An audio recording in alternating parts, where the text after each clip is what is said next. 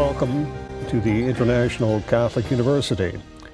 This is the 7th in a series of lectures entitled The Logic of Religion. This particular lecture will deal with Immanuel Kant, his philosophy of religion. Before turning directly to Kant, I want to suggest his indebtedness to David Hume. In a previous lecture, we explored the philosophy of religion of Hume. Hume is perhaps the first professional philosopher to systematically examine religion at length. Kant follows in his footsteps. There are others who follow after both of them. But first, a word or two about Hume. His critique of religion amounted to this, that there is no evidence for the existence of God. That is, God's existence cannot be demonstrated.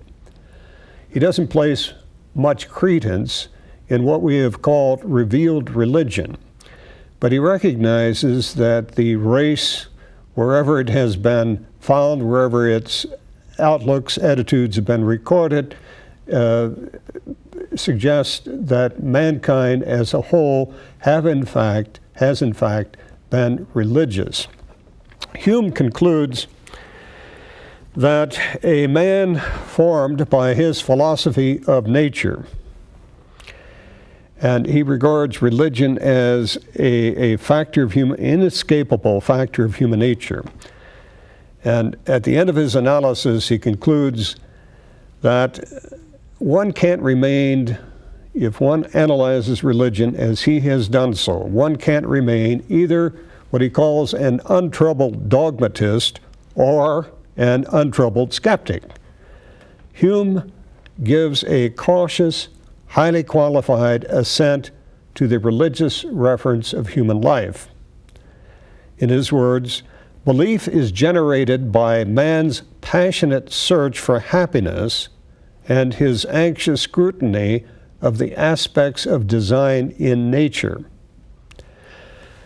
A philosophical examination of religion frees one from both popular belief and skepticism. The mind which reflects on the nature of religious belief will emerge with a transformed view of theism and religion.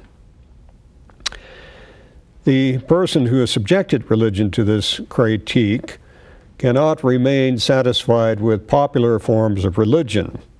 And what does Hume understand by popular forms of religion?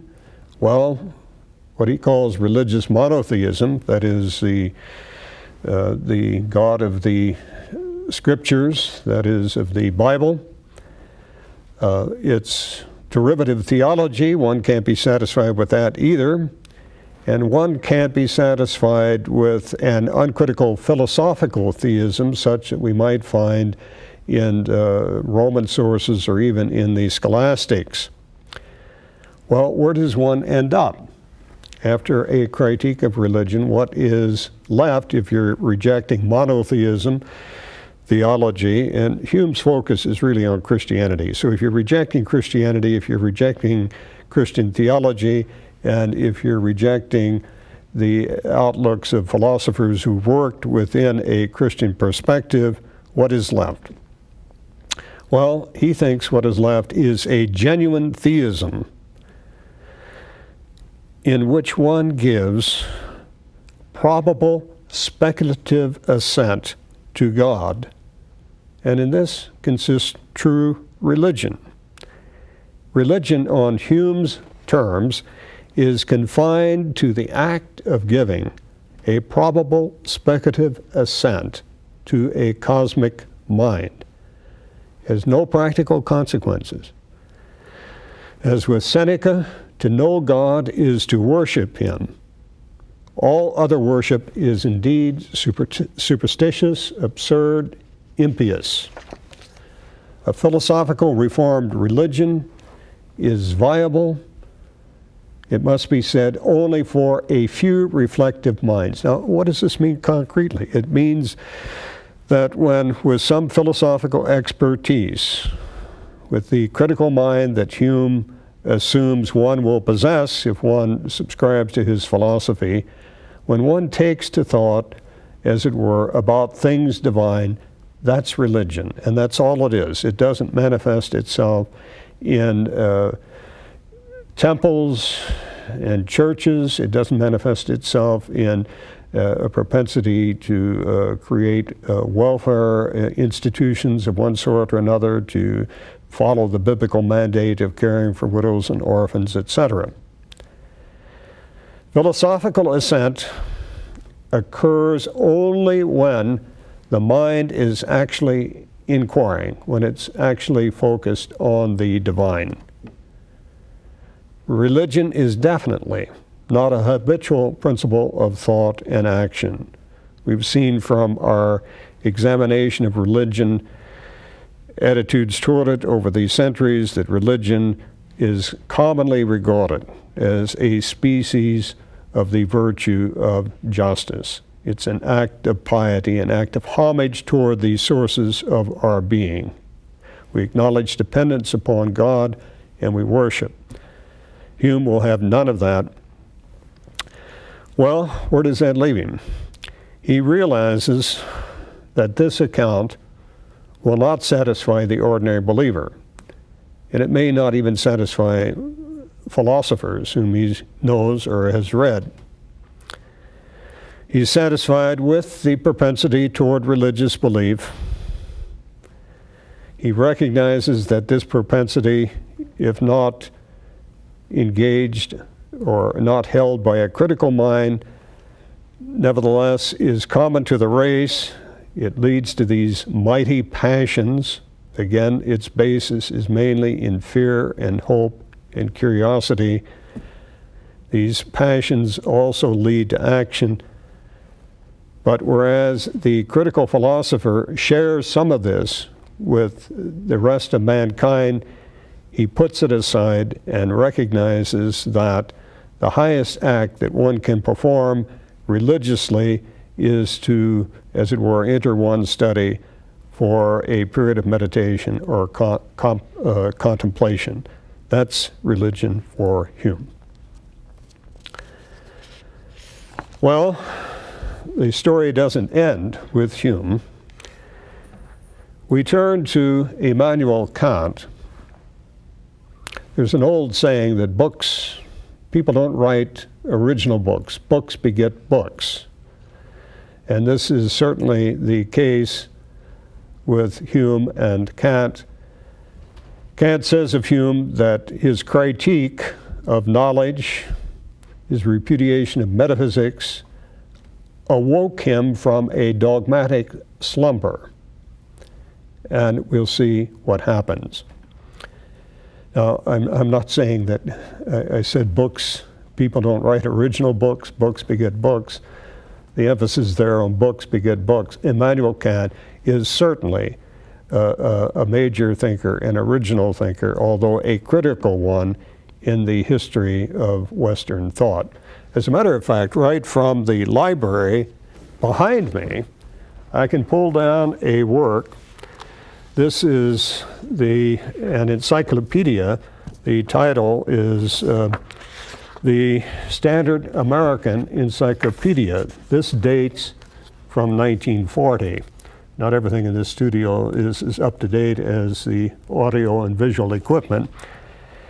And in this 1940 volume, under the entry Immanuel Kant, we have probably the greatest and most influential of German philosophers.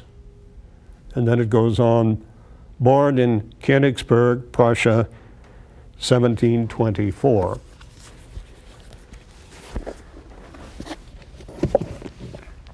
Kant states, as you can see, 1724 to 1804.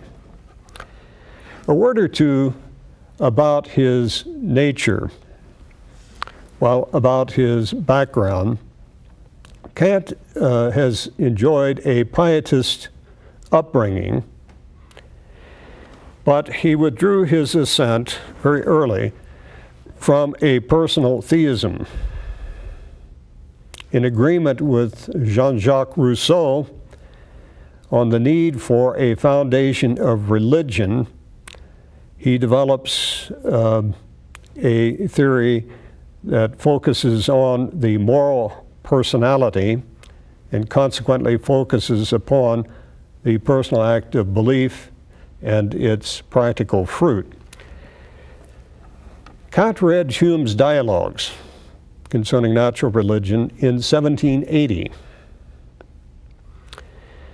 His famous work, The Critique of Pure Reason, denies that we have any speculative knowledge of the existence of God. With Hume, he's affirming the same outlook.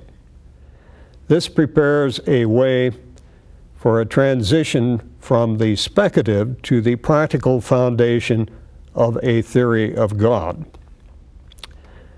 And Kant elucidates his thoughts on religion within a multiplicity of sources.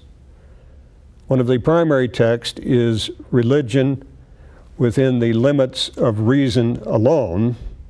Another text is a work that in English translation we call it The End of All Things, another, The Metaphysics of Morals, and another, The Strife of Faculties. These works were written in the latter part of the 18th century. But to begin with Kant's theory of religion is to look at the task which he holds out for philosophy in general. A person's theory of religion is determined by his conception of the nature, aim, and method of philosophy.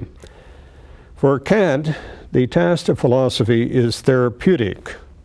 Philosophy's obligation is to criticize and reform. The three main questions which he addresses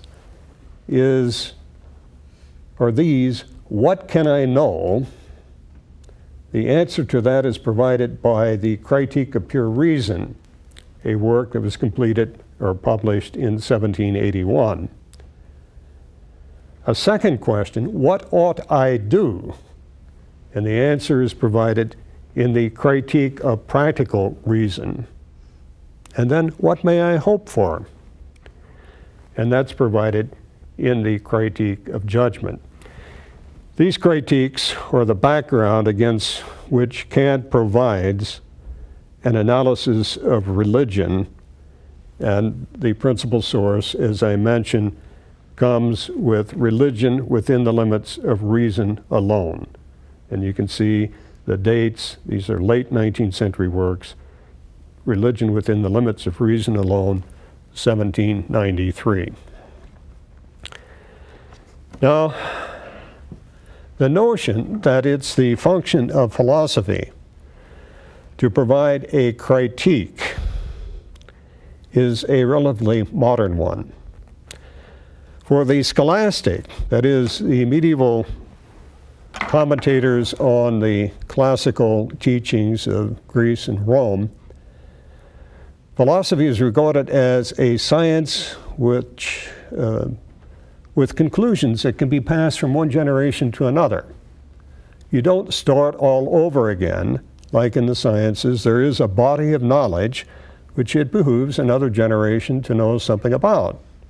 You don't begin your study of physics as if the whole of physics had to be repudiated and you had to discover everything on your own that had been discovered in times past.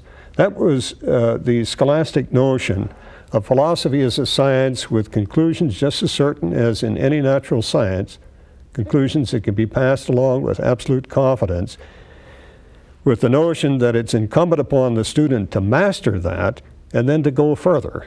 The scholastic notion of science, like natural science, is open-ended. There are things you know, but you can always gain new insights, but you build on what is received. In the modern period, and modernity in philosophy is usually dated to René Descartes, 1595 to 1650. or his dates. And with Descartes, with Hume, with Kant, and with some contemporary American philosophers, not to mention continental philosophers, we have a spirit that the function of reason or intelligence is to challenge the inherited rather than pass it along. There's a big difference between the two outlooks. I mean, if you think that your obligation is to challenge everything that's been received, you can quickly move into a kind of skeptical period. It requires a different kind of mind to look at what has been received and to pick out what is valuable and what ought to be perpetuated. I mean, you can see what that those two attitudes might do to a school curriculum. What I'm suggesting is that in philosophy, one ought to, as we find in the tradition up until the critical period, one ought to appropriate and pass on that which is valuable. Of course, philosophy is both speculative and practical. Speculative in the sense that it provides a general framework in which we locate ourselves, and practical in the sense that it does, in fact, provide us with some attitude or outlook with respect to what we ought to be doing. But let me turn back to Kant, but the point I'm making is critical philosophy is quite different than, let's say, an appreciation of antiquity. You don't read the great books with the same mindset if you start with a critical attitude. As a matter of fact, you don't even pick them up at all. 20th century philosophy starts with the 20th century, ignoring much of the inherited. A believing philosopher, says Kant, Kant is certainly within a Christian tradition, pietist in upbringing, we said. A Christian philosopher, a believing philosopher, can engage in radical criticism of speculative demonstration without undermining his religious conviction. One must believe even if one can't demonstrate. If one can't say, it is morally certain that there is a God, I can say that I am morally certain that there is a God. Now, there's a big difference between the two. Kant immediately distinguishes, as we've seen many of our sources do, he distinguishes between revealed religion and the natural religion of reason. Kant admits of no argument for the existence of God. His most famous classification of the arguments for the existence of God and his refutation of them is well known. He considers what he regards as classical arguments for the existence of God, criticizes each one, those arguments, or the ontological argument, the cosmological argument, and something he calls the physical or the physical theological argument. A critical philosophy must make a negative assessment of all speculative proofs for the existence of God. The object of Kant's criticism in his criticism of these three speculative proofs is to, not to abandon the entire body of speculative thought about God, but to suggest that the rational foundation for holding to God's existence simply hasn't been demonstrated. And he says even if the arguments did succeed, they would lead to a view of God inconsistent with theistic realism. Sometimes we hear it said that the God of Abraham, Isaac, and Jacob is not the God of the philosophers. Kant is in effect saying that himself. God would necessarily be conceived after the manner of a phenomenological object of law, which conception is at variance with traditional religious belief.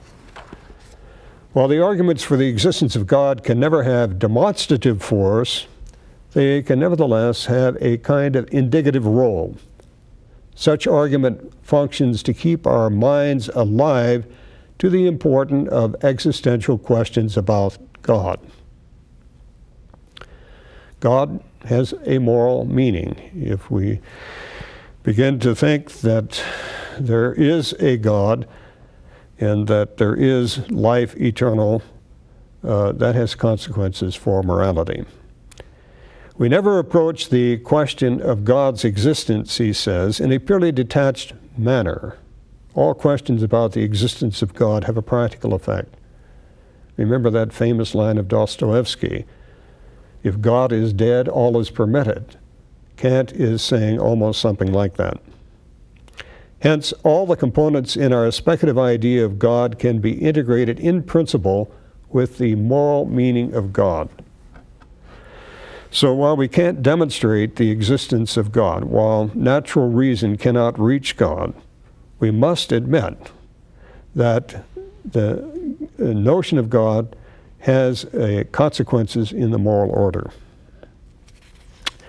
Like Hume, Kant looks at the genesis of religious belief. If reason cannot demonstrate the existence of God, how is it that we nevertheless have this belief? And Kant indicates or believes that several cognitive faculties must be brought into play to generate belief. And the cognitive basis of assent is founded in what he identifies as the ways of imagination. And we'll develop that. And then the ways of reason. The ways of reason, imagination, include intuitive vision. A way of reason is speculative proof. Imagining, he says, leads to idolatrous superstition. If we place our bets on intuition, we end up with a kind of enthusiastic fanaticism. Speculative proof leads to metaphysical theologism. Moral belief leads to moral theism. And Kant sees a historical progression from the ways of imagination to the ways of reason. But even before men engage in formal theological speculations, their practical moral impulse enables them to make a preliminary passage from polytheism to moral monotheism. In its initial condition, moral theism is quite weak and vulnerable. Men have tried to shore it up by placing it on a speculative footing. They've treated religion as though it were a practical consequence from metaphysical reasoning. Yet metaphysical theism has never been able to sustain its own claims, so its long-range influence has been more unsettling than stabilizing. As a result of intellectual controversies, religious believers tend again to subordinate the way of reason to that of imagination. The descent from speculative proof to visionary enthusiasm in religious matters is swift. It often goes undetected. When people do recognize this fluctuation between pretended speculative proof and pretended spiritual vision, their adherence to God is fundamentally shaken. Skepticism in religious questions, then, is a protected response. To overcome fanaticism, one cannot appeal to still further speculative demonstrations. Indeed, Kant recommends that the distinctive resource of moral belief be freed from theology and integrated instead with a critique of knowledge and a reflective understanding of human history and cultural growth. He's making a distinction between the pre-critical and the modern critical historical condition of moral theism. A critical historical approach, using his terminology, shows that the demand to gain speculative demonstrations about God is unwarranted and oversteps the limits of human reason. Once this demand has been systematically removed, the human mind is relieved of the pressure to overcompensate by means of an intuitive vision of spiritual reality. In effect, he's saying, so what if metaphysics fails? So what if we do not have natural knowledge of God? We can still hold on to our religious commitment. Now, that's going to be described in the language of moral theism. Kant wishes to escape what Hume had described as an alternating cycle of monotheism and polytheism, and he thinks his own philosophy of moral theism escapes from a religious cyclic reflux in the degree that our moral belief in God becomes critically reflective and historically aware of its foundations in human nature. This puts us in possession of a religious monotheism which maintains a personal and morally responsible relation to God, and hence uproots polytheism along with superstition and fanaticism. We will now focus, we'll take a little break, but we'll now focus on theistic moral belief. To believe is to accept as certain and true, and hence to assent to those realities which are implicated in our moral freedom. We'll talk about moral freedom and its implications after we return from a short break.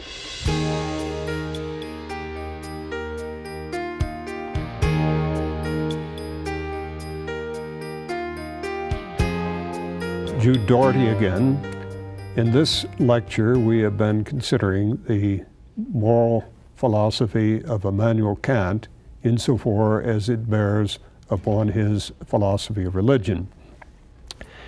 Kant holds that the act of believing is not a step along a path toward speculative knowledge.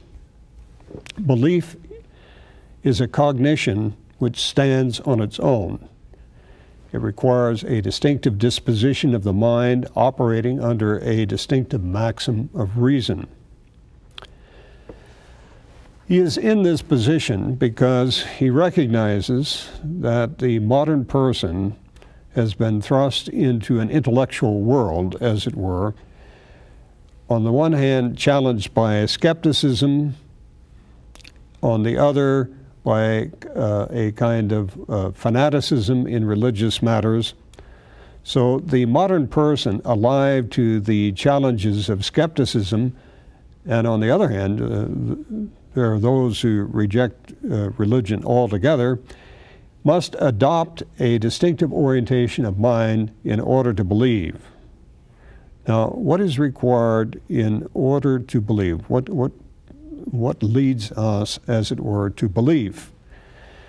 And he says this can only come after a deliberative process of reflection and gradual orientation. Now, again, Kant doesn't believe in natural theology. He doesn't believe there's any natural knowledge about God. What we know about God comes from revelation, or perhaps from some other sources, something like Hume described. Kant describes 4 steps in preparation for belief.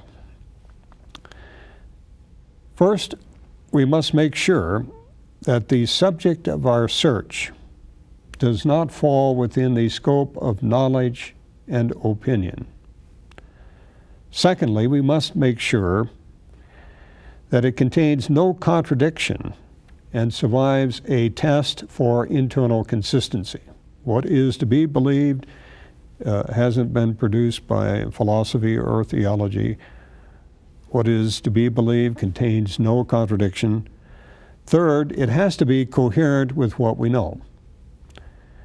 And then, fourth, we can make a comparison between the limits of human knowing and the drive to increase our knowledge, the drive to increase our cognitive act so that we somehow include the divine reality lying beyond the range of objective knowledge. So belief entails knowing what one has not and recognizing that one wants more. Once we recognize this discrepancy between what we can know and what we seek to cognize in some other fashion, our reason necessarily generates the feeling of cognitive need and for relying on an act of faith. Although reason itself doesn't feel, it brings this feeling of a need before itself. In short, the cognitive mind orients itself toward belief. This need of reason then serves as the grounding principle in man's acceptance of God. Belief rests upon a subjective principle of certainty. Belief depends upon a reflective awareness of the need for faith on the part of the active personal subject. If this is a bit reminiscent of Luther and Calvin, there are reasons for it. I think Immanuel Kant is the philosopher of Protestantism in the same way that Thomas Aquinas is the philosopher of Catholicism. Now, Kant recognizes that religious believers don't always explicitly go through these 4 steps, and yet he suggests that there's always some minimal reflection present in moral belief.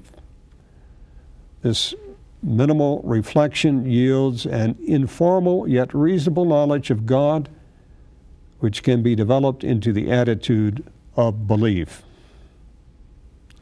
This is not wishful thinking. We don't invent God, out of some desire. It's not wishful thinking. Rational moral belief is genuine only when assent is determined by some necessary need. It stems from a judgment regarding the structure of man's free moral agency. The task of moral philosophy and its continuation in a theory of religion is to test the claim of specific candidates for moral belief. So we need to know more, but what's the content of that more that we're disposed to accept? Moral belief must be founded in the requirements of moral life. Doctrinal beliefs, theology is derivative. It doesn't enjoy the same direct founding. Doctrinal beliefs as developed by theologians or by ecclesiastical bodies serve as instrumental to moral belief in God. Theoretical doctrinal beliefs concerning God help in explicating the meaning of moral theism and in preparing for its intellectual analysis and defense. He doesn't rule out the need to theologize, but it's not primary. Speculative theology is thus subordinate to moral belief. But can we affirm the objective reality of God in whom we have moral faith? And Kant's reply comes in 3 parts. He denies that moral belief affirms anything to be real and objective in the same way in which the objects of science are real and objective. Secondly, something has moral reality and objective insofar as it is a component of human freedom and moral law, or is necessarily related in some way to man's condition as a moral agent. Thus, freedom itself is affirmed to be objectively real. As moral agents under the law, men are free. Since belief in God rests on an inference made from our moral situation, and expresses an implication inherent in that situation as shared by all men, this belief also affirms a real and objective truth to the moral order. And third, even though we succeed in keeping God distinct from the object of the laws of nature, there is the danger of taking his objective reality to mean that belief in him is an impersonal truth. So these affirmations are affirmations of a reality that is quite different from the reality of the nature that we investigate in the several sciences. We have to make a distinction between the content of belief and the act of believing. The content of belief can be shared by all men, by the race, but each man has to make his own personal act of assent, own personal act of faith. So the act of believing is a free personal response. It's not like a conclusion reached as a result of a demonstration. Believing springs into existence only when an individual makes a personal discovery of the involvement of God in his own moral situation. The key word for the theism that Kant is recommending, his moral theism, the key word is not creed, but cradle. Not an objective set of propositions to which one subscribes, but cradle, I believe. We turn now to his, what we may call his notion of religion and its minimal theology. Can you have religion without some theology? And he's talking about a minimal theology. The minimum that one must subscribe to and be a moral theist is the recognition that all duties are the result of divine command. And he distinguishes again between religion as an objective content, as having an objective content or doctrine, and the subjective attitude of mind and heart. Both elements have to be studied, but it's the latter that Kant is primarily interested in. He's not interested in an analysis of doctrines proposed by religious bodies. It's that subjective attitude of that subjective disposition of mind and heart, if you will. In its subjective or dispositional character, religion actively relates our moral freedom to God. We recognize that God is the source of the moral command which we have an obligation to respect. Kant will repudiate the David Hume's distinction between popular and philosophical religion. We come back, though, to the question, how much knowledge of God is required in order that there be that religious referring? What do we need to know? Obviously, some knowledge is required. And that leads Kant to discuss the uses of theology in the development of our moral life. For the development of a life of virtue,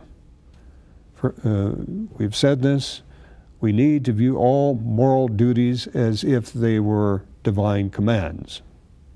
All right, that's it. What else do we need? For the basic religious response, and those responses he identifies as hope, fear, love of God, and for engaging in ecclesial services, we obviously need a church. That's something that we saw in our very first analysis of religion, that you need a body to perpetuate some truths about God. And that body is a teaching institution of some sort. Morality must lead to religious community. It's based on that respect for moral law, reverence to God. Our direct response to God is made through religious attitudes. But these are based on something that comes to us. Those basic attitudes, again, Kant respects a tradition here: reverence, love, respectful fear. We've heard that before. The act of reverence arises from the correlation in man between his law-giving moral reason and his view of God as the holy source of those laws. We revere the source of the laws we know or laws to be obeyed. Similarly, religious love is sustained by a dynamism coming from our desire for happiness and our moral notion of God as good. Our respectful fear arises from the interaction between conscience and the attribution of incorruptible justice to God. I mean, we fear God as a just judge. Our respectful fear is something that can't avoid acknowledging. Now, again, moral reasoning as legislative leads to reverence. Our basic inclination to happiness leads to love. Our conscience leads us to fear. God is seen then, on Kant's premises, as a holy lawgiver, a good provider of happiness, and a just judge. Believers not only give a religious interpretation to moral duties, but also engage themselves in specifically religious practices and institutions. Kant's aim is not to suppress the movement beyond the minimum, but he does wish to assure some sort of philosophical control over further elaborations.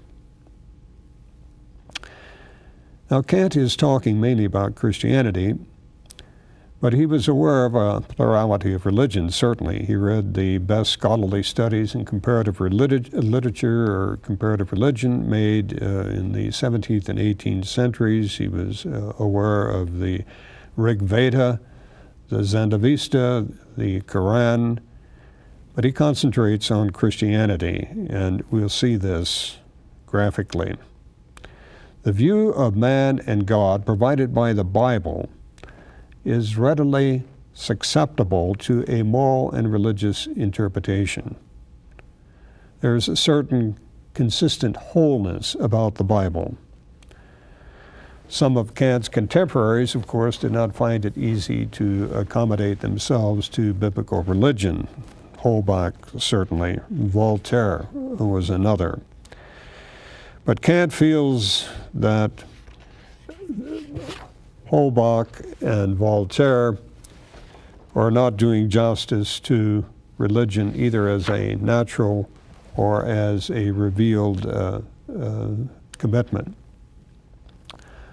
While rejecting Holbach and Voltaire, Holbach doesn't believe at all. Voltaire is willing to reduce it all to kind of a moral message.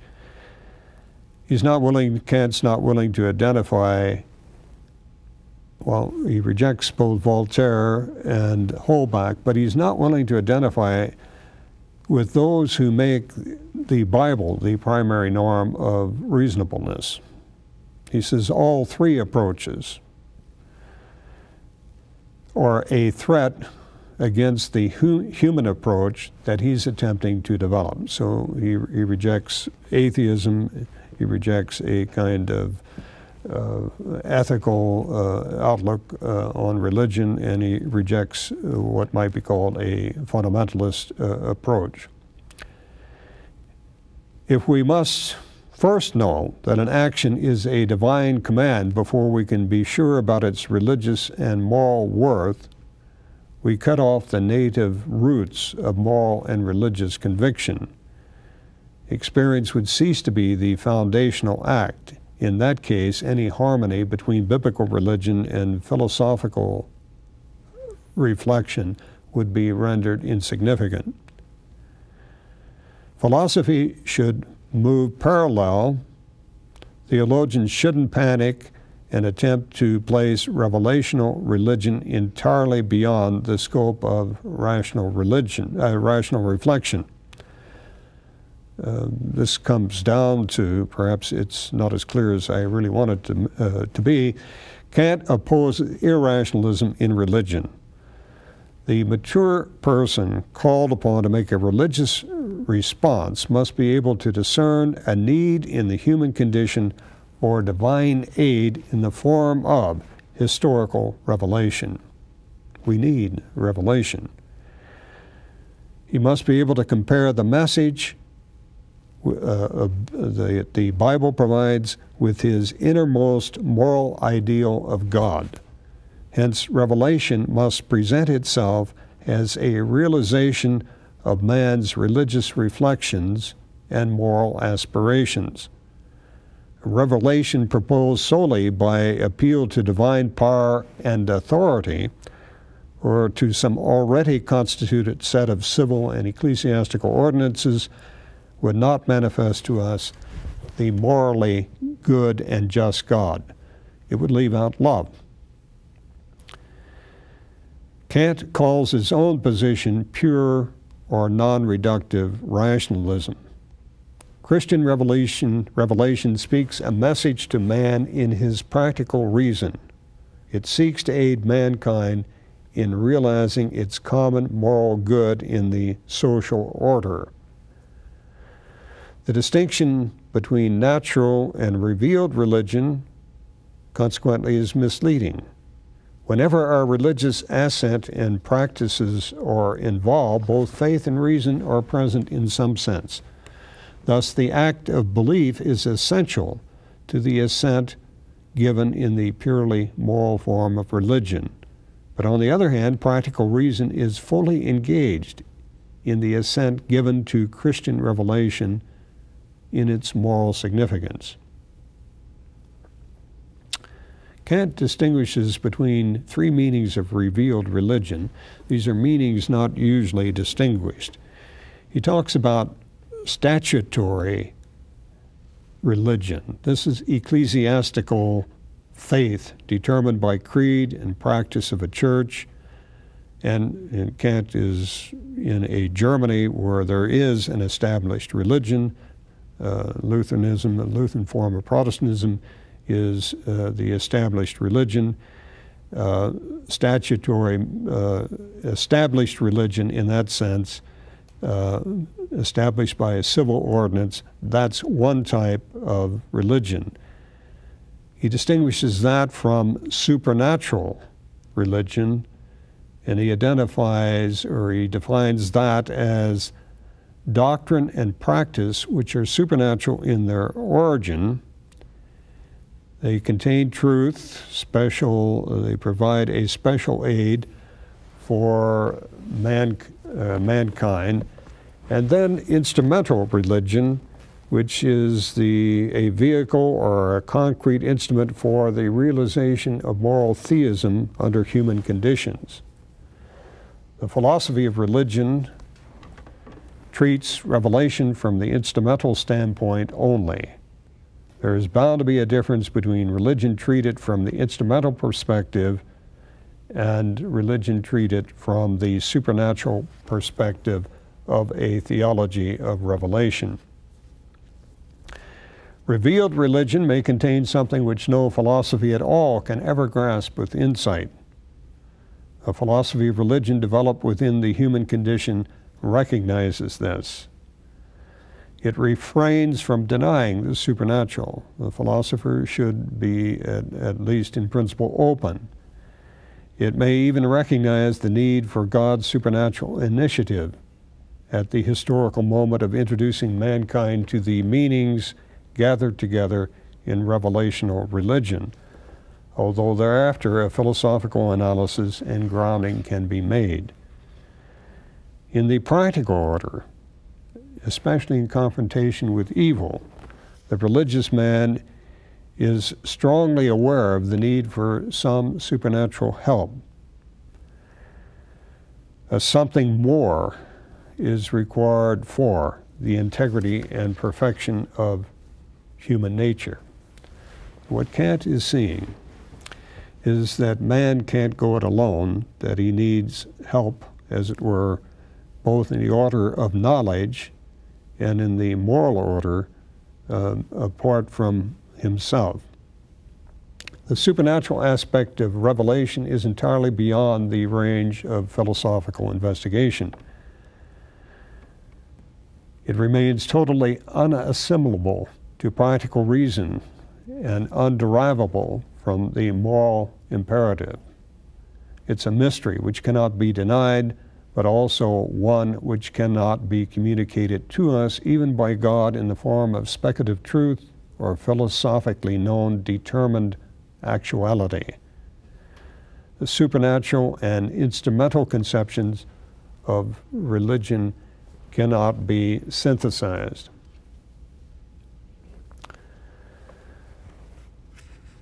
The relational mode of religion, the revelational mode of religion, can be applied religion, an instrument for giving practical human support to our minimal religious belief. And how does this come about? Kant is talking about what's the function of revelation now. It's considerations of morality that lead us to affirm God as a lawgiver. We have put aside the possibility that we can know God independently of the revelation and the moral approach. The revelational mode, because it uses concrete imagery and symbols, that is the Bible, is helpful. And because it's concerned with the temporal and the historical, that is with God's presence in history, it also provides insights unavailable from any other source. And because it creates a community among men, a practical union, that is through churches, through religious traditions, again, it's useful. In Kant's epistemology, concrete schemata, products of imagination, achieve a kind of adaptation with general categories of understanding. We need symbols, we need images to deal with these transcendent truths, so to speak. So Scripture is required for Kant, even when he considers religion to be primarily a moral force and is generated out of man's need to recognize something in order to give a moral life, something beyond temporal existence, in order to give life a meaning. Religion cannot help but realize itself in a social manner. It needs the visible church, the symbols which tradition and ecclesiastical structures can provide. So Kant retains a respect for Christianity even while providing an alternative explanation of the need of religion.